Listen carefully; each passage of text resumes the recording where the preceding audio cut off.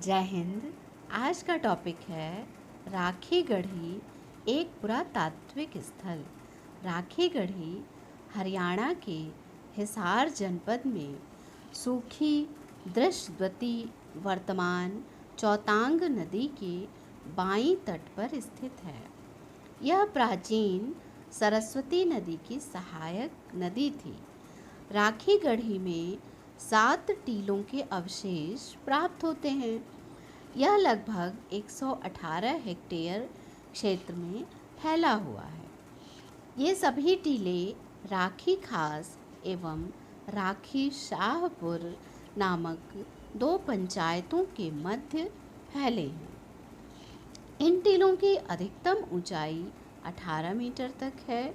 इस महत्वपूर्ण पुरास्थल की खोज भगवान देव द्वारा 1964 ईस्वी में की गई एवं सूरजभान द्वारा सन 1972-73 ईस्वी में पुनः सर्वेक्षित किया गया।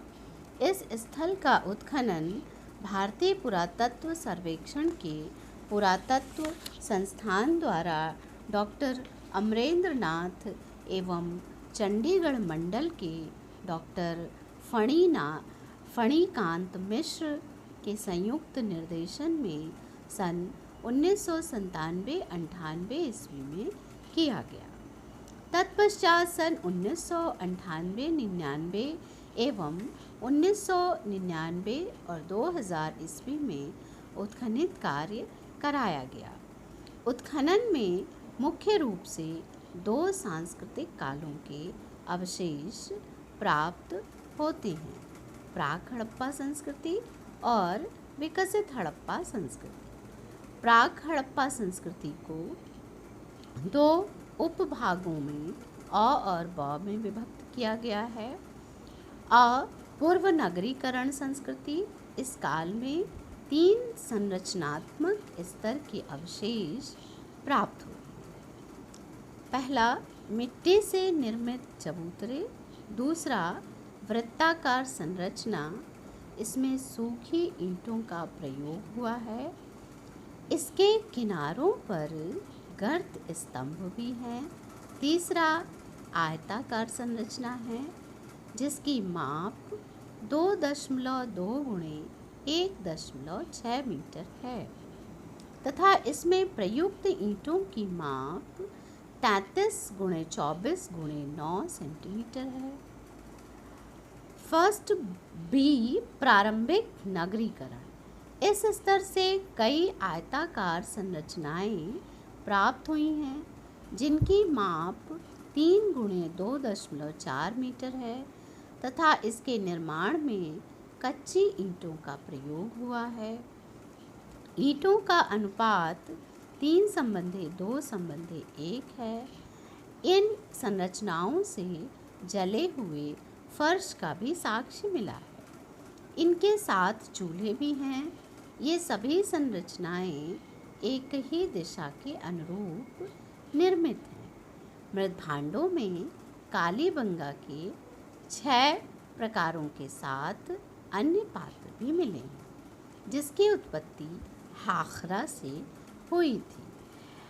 चॉकलेट स्लिपवेयर और राखी गढ़ी का विशेष प्रकार का बर्तन तथा अन्य पात्रों में दस्तरी, लाल रंग के बर्तनों में जार, हांडी, कटोरे इत्यादि प्राप्त होते हैं।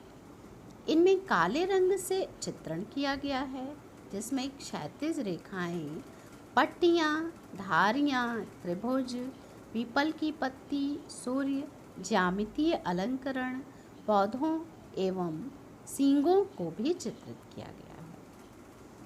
अन्य में मृद्भांडों के ऊपर चित्रलेख, सीलिंग बाल, टेराकोटा की टूटी हुई चूड़ियाँ, कभी कभी धूसर रंग की चूड़ियाँ, संयुक्त चूड़ियाँ, पहिए, बैलगाड़ी, खिलौना, अस्थि छिद्रक, पशु मूर्तियाँ इत्यादि भी प्राप्त हुए हैं।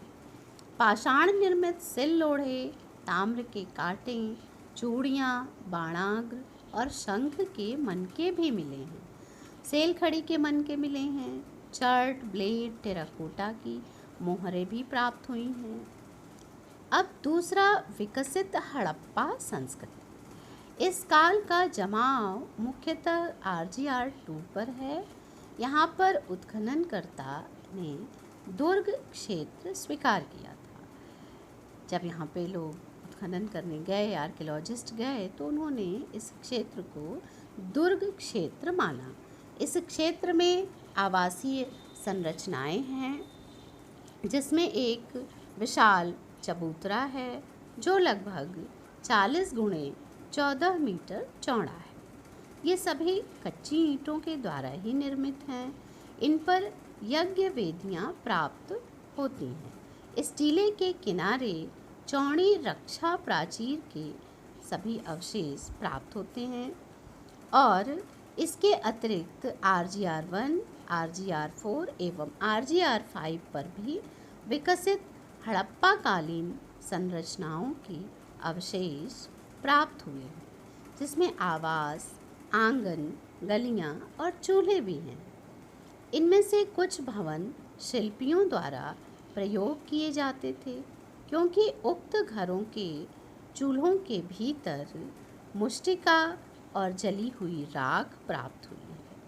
इसके आसपास विभिन्न प्रकार के अर्ध मूल्यवान पाषाणों के टुकड़े भारी मात्रा में प्राप्त हुए, जिसमें कार्नेलियन, अगेट, जैस्पर, लाजवर्द, चर्ड, चालसीडोनी, कांचली, मिट्टी, सेल खड़ी की वस्तुएं, शंख की चूड़ियों के अवशेष आदि मिले हैं। साथ ही मिट्टी की चूड़ियाँ और अन्य पुरातात्विक अवशेष भी प्राप्त हुए हैं। RGR-5 से हड्डी एवं हाथी दांत की निर्मित चूड़ियों के अतिरिक्त उक्त वस्तुओं के निर्माण में उपयोग आने वाले उपकरण प्रचुर मात्रा में प्राप्त हुए हैं।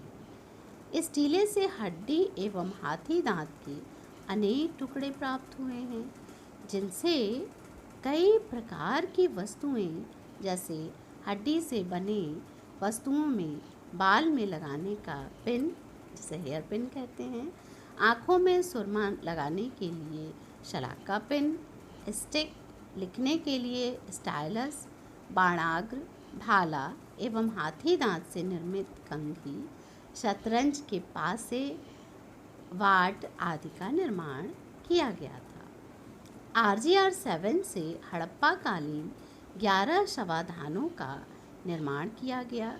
इनमें से कुछ के अपने विसर्जित अवशेषों के साथ सुरक्षित पाए गए हैं, जबकि कुछ उत्तरवर्ती कब्रों को बनाने वाले लोगों द्वारा दोबारा से उसी स्थान का पुनः उपयोग किए जाने के समय पूर्ववर्ती शवाधानों को काट भी दिया गया है।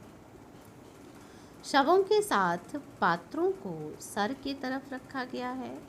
कुछ शवों को आभूषणों के साथ दफनाया गया है। इसमें से एक शवाधान राष्ट्रीय संग्रहालय के हड़प्पा बीथिका में प्रदर्शित है। इस काल में भी कच्ची मिट्टी की ईंटों का प्रयोग संरचना निर्माण में किया गया है, जबकि नाली एवं पानी की उपयोग वाले स्थानों पर पक्की ईंटों का उपयोग किया गया है, जिससे सफाई व्यवस्था बनी रहे उनकी, तो नाली साफ रहे, गंदगी ना हो, बीमारी ना हो।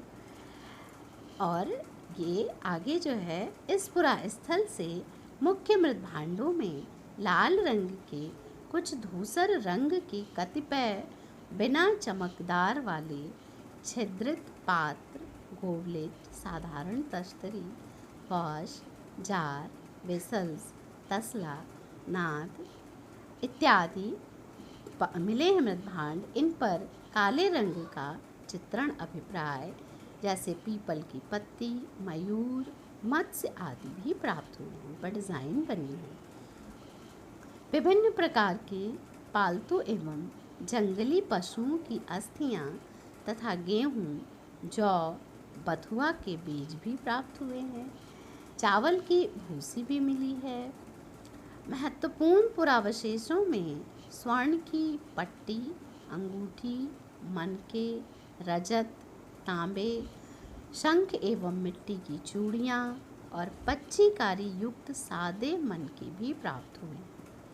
चर्ट, ब्लेड, बाट, शतरंज के पासे, सेल खड़ी की मुद्राएं, टेराकोटा की मुद्रा, सीसा की मोहरें, टेराकोटा की सीलिंग तथा बहुतायत मात्रा में पशु मूर्तियाँ एवं मानव धड़, बाणाग्र, छेनियाँ और ताम्र के मत्स्य कांटे, मछली पकड़ने के कांटे, ये सब भी प्राप्त हुए हैं राखी गढ़ी से।